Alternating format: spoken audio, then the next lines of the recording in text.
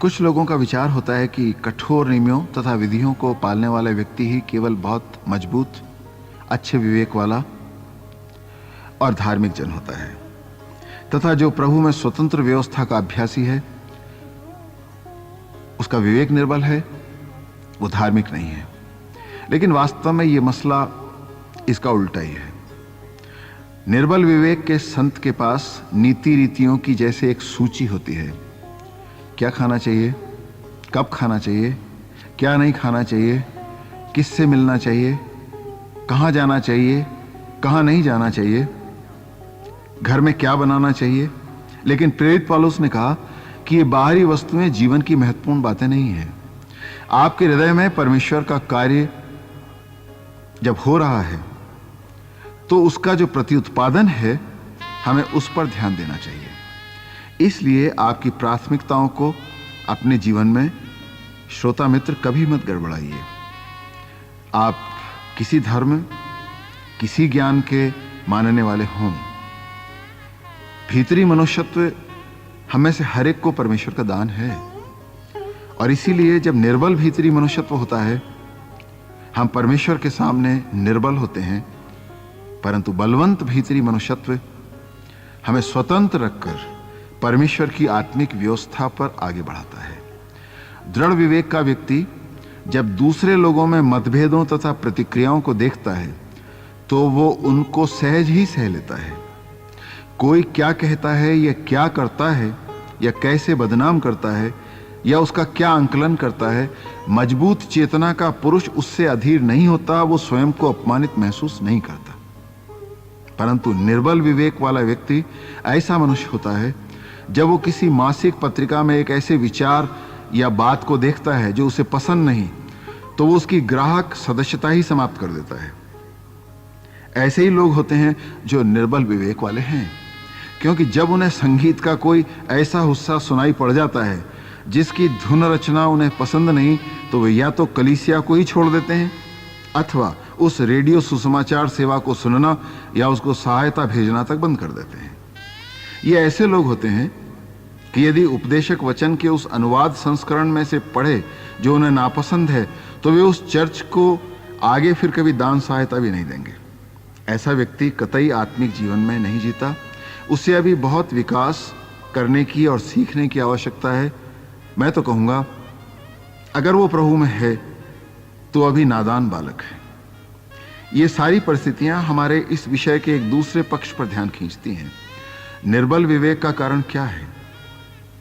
क्यों हमारी कलीसियाओं में लोग सहजता से बुरा मान जाते हैं, आलोचनाएं करते हैं, अधीर तथा गड़बड़ाए हुए रहते हैं? मूलतः मेरा विचार है, जो परमेश्वर के वचन के अनुकूल है, कि ये विकास की कमी से है। मेरा मानना है कि ऐसे लोग स्वतंत्रता से भयभीत रहते हैं। संभवतः वे इसी प्रकार से विकसित भी हुए हैं शुरू से।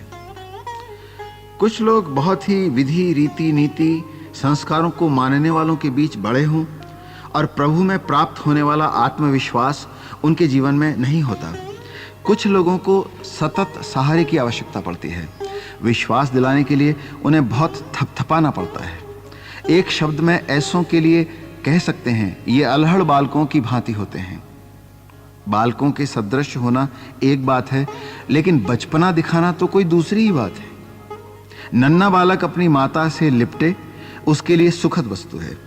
परंतु यह भयानक बात है कि एक 40 वर्ष का मनुष्य बंधे बंधाए लाल पीले नीले नियमों, विधियों या रीतियों नीतियों में अपने सिर को फंसाकर उससे लटक जाए। आधार रूप में यह बात आत्मिक ज्ञान की घटी से जड़ पकड़ती है। इसी को नादानी या बचपना कहा जाता है। ऐसे मनुष्यों के लिए प्रभु यीशु ने चेतावनी के शब्दों का प्रयोग किया है। हे कपटी शास्त्रियों और फरीसियों, तुम पर हाय, तुम पुदीने और सौंफ और जीरे का 10वां अंश तो देते हो, परंतु तुमने व्यवस्था की गंभीर बातों को, अर्थात न्याय और दया और विश्वास को छोड़ दिया है। देखिए मत्ती 23 अध्याय 23 पद। पहले कुरिन्थियों 8 अध्याय में पौलुस ने इसे और भी स्पष्ट किया है कि ज्ञान, प्रेम तथा विवेक एक साथ संग संग चलते हैं।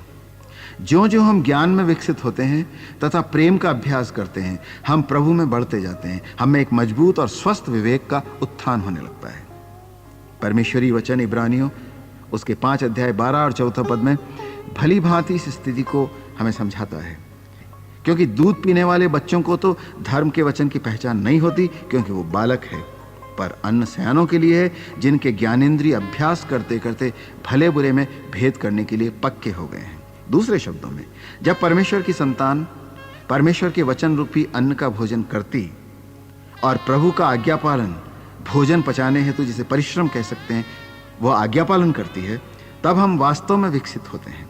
विवेक का विकास उसे निरंतर अभ्यास कराते रहने से ही होता है। आप विवेक को विकसित होते देने में किस प्रकार अवरोध डालते हैं? जब आप अन्य लोगों पर निर्भर होते हैं कि वे बताएं आपको क्या कहना चाहिए या क्या करना चाहिए। जब आपके विधि विधानों की एक बंधी बंधाई सूची होती है, कुछ दिखावे के बाहरी प्रतिमान आपने तय कर लिए होते हैं, जो निर्णय करने में आपके सलाहकार बन बैठते हैं, लेकिन बाइबल के सत्यों से उनका कोई भी संबंध नहीं होता है। हम सभी को अपने अपने घरों में अपने बालकों का लालन पालन करने का आनंद मिला है। जब वे छोटे थे, हमारे पास उनके लिए नियम और विधियां थीं। हम कहते थे, तुम मुख्य सड़क के निकट नहीं जाओगे, मकान के पीछे का दरवाज़ा कभी खुला नहीं छोड़ोगे, सीढ़ियों के द्वार को भी नहीं खोलोगे, ऐसा ना हो कि तुम्हारा छोटा भाई नीचे लुढ़क जाए, तुम चाकू से मेज पर मत खेलना, शायद छोटा शिशु उठा ले और घायल हो जाए। परंतु ज्यों ज्यों बच्चे बड़े और विकसित होने लगते हैं, हमारे घरों में उदारता बढ़ने लगती है। तब हम नियम विधियों से नहीं, कठोरता से नहीं, बल्कि प्रेम तथा सिद्धांतों से काम चलाना शुरू करते हैं। हम कुछ सिद्धांतों का पालन करते हैं। हम अपने बालकों को विकसित देखना चाहते हैं। हम उनसे चाहते हैं कि वे भले बुरे की परख का अभ्यास करना सीख लें। हम निरंतर तो उनके लिए उनकी समस्याओं के फैसले नहीं करते रह सकेंगे। ये कितना भयानक होगा यदि परमेश्वर हमें एक छोटी कानून की किताब थमा देता, जो बताती कि टेलीविज़न पर क्या देखना है, समाचार पत्र में क्या पढ़ना है, कहाँ जाना है, क्या करना है और क्या नहीं करना है। परंतु परमेश्वर ने ऐसा नहीं किया। उसने हमें स्वतंत्र रखा। उसने अपना वचन दिया। हम कभी भी विकसित नहीं हो सकते थे। कभी भी हम अपनी मांसपेशियों को फिर कसरत करवा ही नहीं सकते थे। निर्बल विवेक का कारण ज्ञान विहीनता है। खिड़की रोशनी भीतर तक नहीं आने देती। अभ्यास विहीनता और ईश्वरीय स्वतंत्रता से भयभीत रहना, यही मनुष्य के जीवन में है।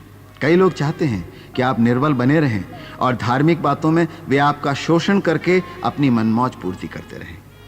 लेकिन मित्र, मेरा प्रयास और प्रार्थना ये है कि आप परमेश्वरी सुसमाचार में बढ़ें, केवल परमेश्वर के वचन के प्रकाश में अपनी खिड़कियों से के भीतर शुद्ध विवेक को प्राप्त करें और बलवंत हों। हमारा प्रभु सदा आपकी सहायता करेगा। उसके धन्य नाम में आमीन।